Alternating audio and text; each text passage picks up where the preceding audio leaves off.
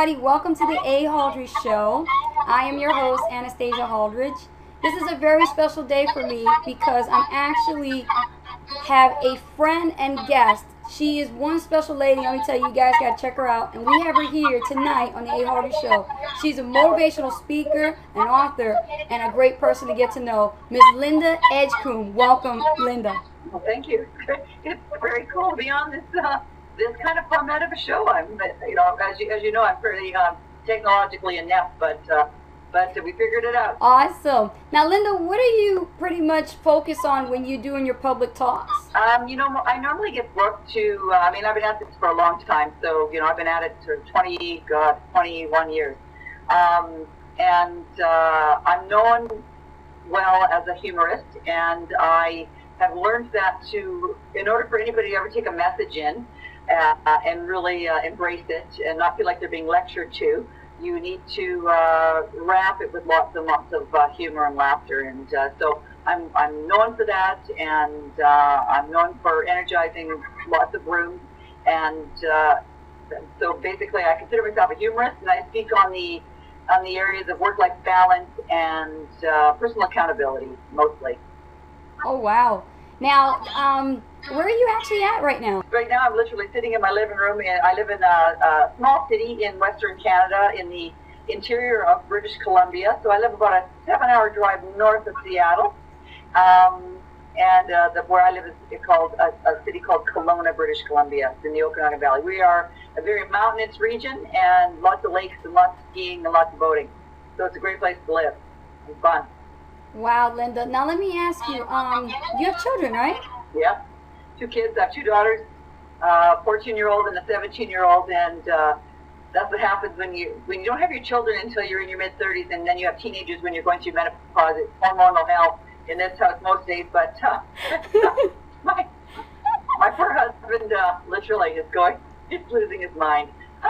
Oh my God. Anyways, yes, I have 2 great daughters, and if I said if we don't get this interview done in time, they'll come flying in the door here soon. So you're always on the radio show, and like you said, you've never done anything like this before. Do you utilize social media, like with what your business is all about? I do. It's without a doubt. I've learned a long time ago that if I had a really strong site and a really strong blog, because the more that anybody, certainly in my profession and probably yours as well, the more you write, the better your site is. And I'm opinionated, so I have to write a lot. This week is Mental Health Week, so I've done a lot of writing this week on mental health. But and in order for those things to flourish in my business, you need lots of YouTube videos. I have lots and lots of clips and sketches of me on stage and funny bits and all that.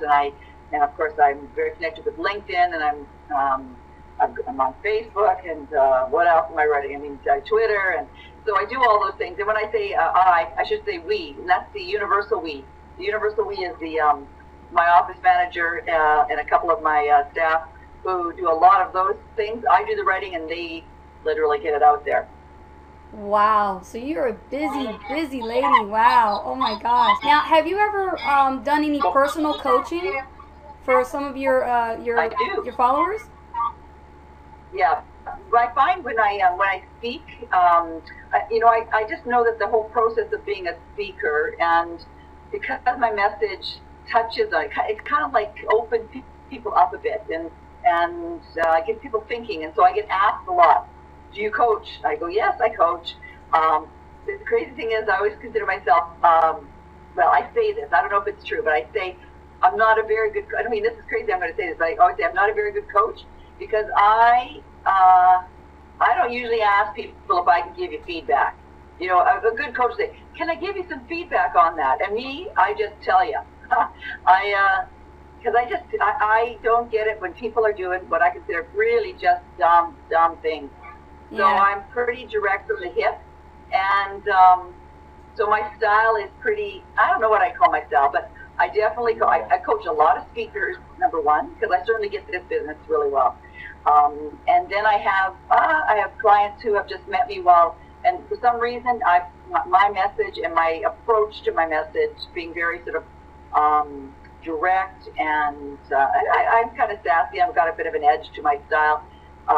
They resonate with that, so I get clients that way too. So you keep it real just as much as I do. Exactly, you know.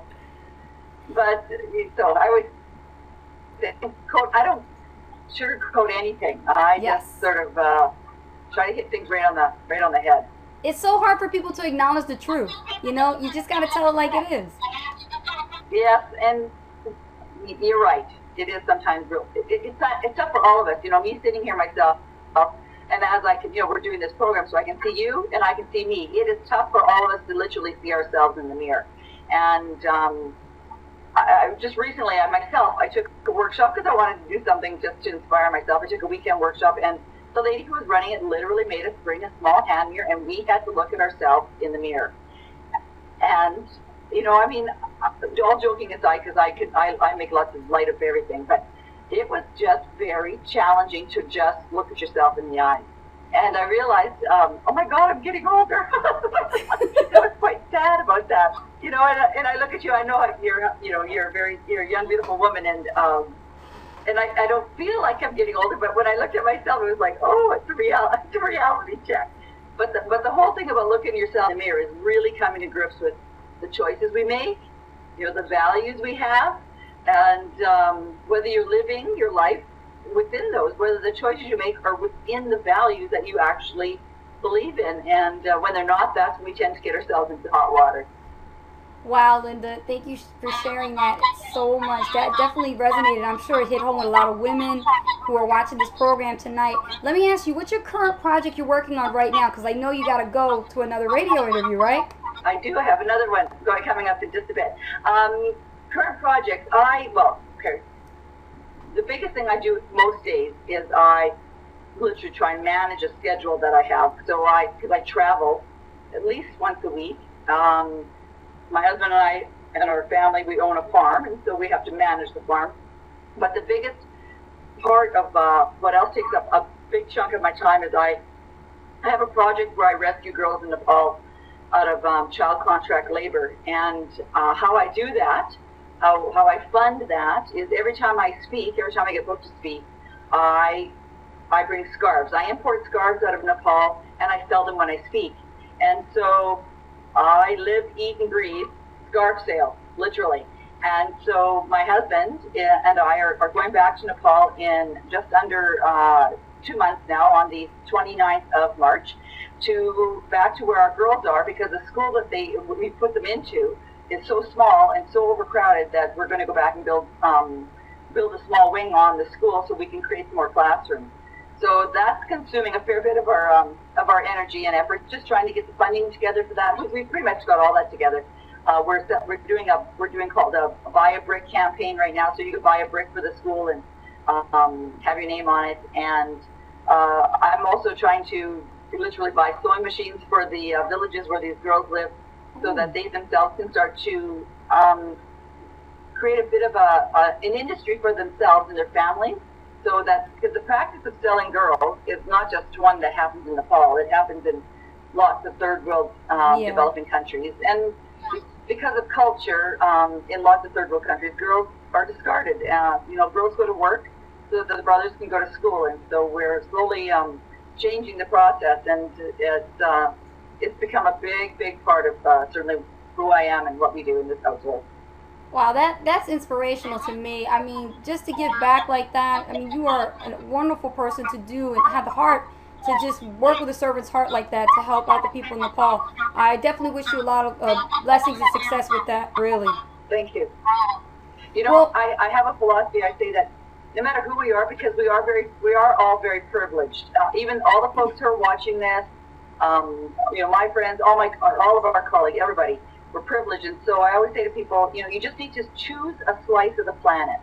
And whether the slice is right outside your door, or whether it's in the community you live, or the state, or the province, or the country, or if it's across the globe, I don't care. Choose a slice planet and make one small gesture. And it's amazing. If you would have told me, now I've been at this now 5 years, if you would have told me 5.5 years ago that this would be who I am, like I am literally the scarf lady, like I just couldn't have imagined it. I couldn't imagine because I'd never been to Nepal. I'd never been to a developing country, and Mexico doesn't count because there's no all-inclusives in most developing countries. And like, when you're really confronted with that kind of poverty and that kind of illiteracy, and culture and all those things, it just shocks you. It just rattles your world. So it's just choose a slice of the pie. That's all I say. Just make one small gesture, and it can go such a long way. Oh, wow. Now, where can everybody go? What website would you like us to go to learn more about your projects and also the nonprofit program you're running? All of it off my site. I've got all that in there. Just my name. It's lindaedgecombe.com. There's if you need a laugh, there's tons of video you can watch. I've got some audio you can listen to if you just want to pick me up. Certainly, I've got lots of my products and books and publications. That's all there. And my Nepal project, there's some great slideshows in there that you can watch. Yeah, on YouTube, if you just, again, look me up, lindaedgecombe.com. Just, Google on YouTube, Linda Edgecombe. There's video, and as well as lots of the Nepal stuff. It's all there, and if you want to buy a scarf, just go to my site and email me. I'll send you a scarf. They're inexpensive. They're not that expensive. Awesome. Well, Miss Linda, thank you so much for appearing here on the Ahauldri Show. We are so happy to have you here. Thank you so much. Well, I appreciate that. I appreciate you teaching me some new technology. I'll tell you, this is great. Oh, I'm going to be teaching you a lot of stuff. We're going to stay in touch. Okay, sounds great. Well, everybody, thank you so much for watching the Ahauldri Show. As you can see, Linda Edgecombe has to go. She has another interview to go to. But I just want you guys to connect with her. Here's the website below. I want you to click on it. Go visit her on lindaedgecombe.com.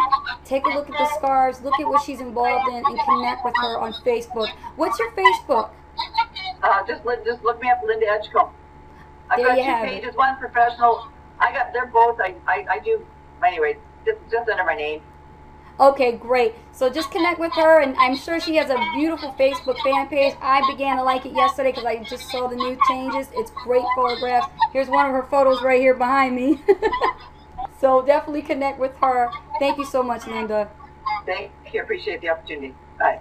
Bye, Linda. Thank you, everybody, for watching the Ahauldri Show. If you like to get your business or brand, pretty much market it out to social media off here on the Ahauldri Show, just email us at theahauldrishow@gmail.com, or you can call the show at 609-323-5500. Thank you for watching the show, you guys. I'll talk to you guys soon.